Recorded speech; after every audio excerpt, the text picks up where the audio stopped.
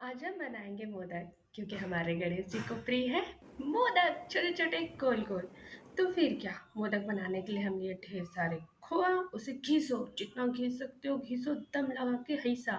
नहीं नहीं भैया, इसमें बिल्कुल भी दम नहीं लगाना पड़ता है। दम तो असली लगाना पड़ता है हमें नारियल में।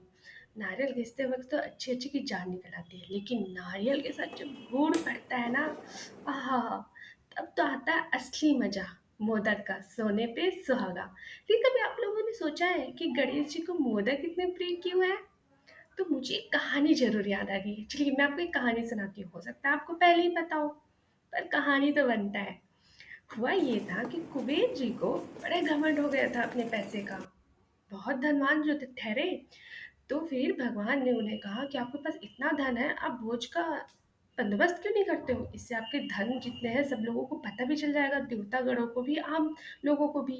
कुबेर को ये सुझाव बहुत पसंद आया। फिर क्या, कुबेर जी ने भोज का आयोजन पूरा कर डाला। फिर सभी बड़े बड़े महाराजा राजा और देवगढ़ को बुलाए।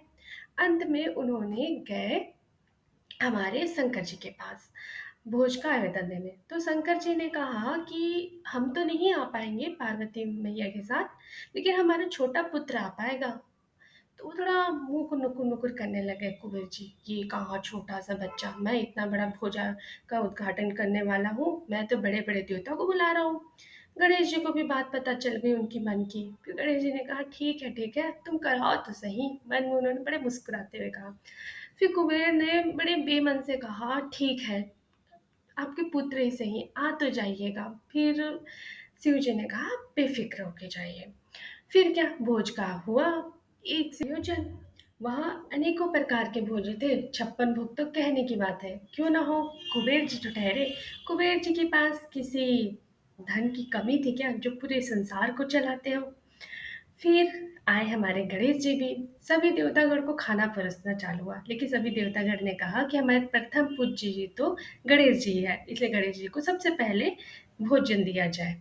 कुबेर जी ने सबसे पहले गणेश को बैठाया और उन्हें भोजन की व्यवस्था कराई। गणेश जी ने खाया।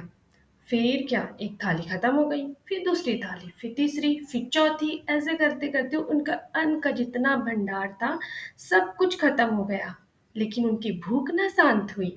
फिर क्या, कुबेर की सारे धन संपत्ति खा गए। अंत में कुबेर जी को भी खाने के लिए आ गए।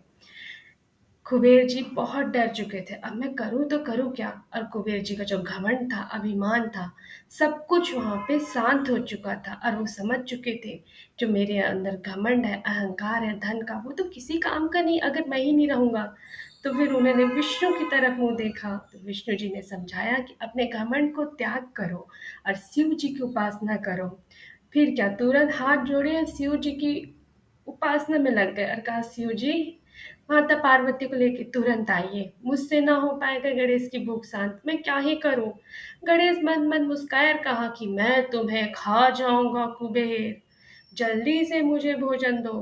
कहते कहते गणेश जी सच में गुस्से के रूप में आ गए, इतना गुस्सा कि उन्हें कोई शांत ना करा पाए।